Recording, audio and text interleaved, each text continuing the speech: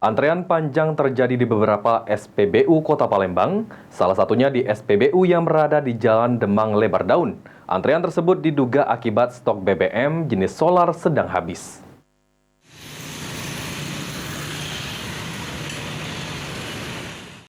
Terjadi antrean panjang di beberapa sentral pengisian bahan bakar umum yang ada di Kota Palembang, khususnya pada jenis solar.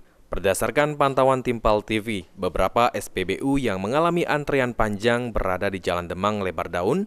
Antrean tersebut diduga lantaran BBM jenis solar masih dalam pengiriman.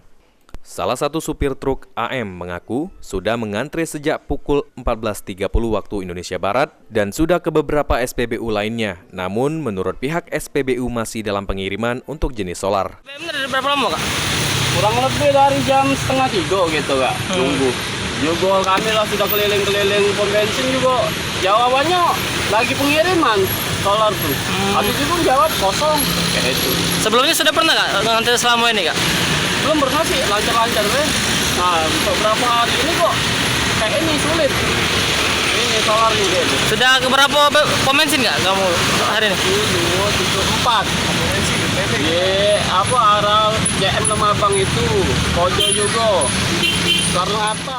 Ditambahkan AM, sudah 4 SPBU yang dia datangi namun tetap mengantre panjang. Untuk beberapa hari terakhir, BBM jenis solar sulit didapatkan. Ilham Wahyudi, PAL TV.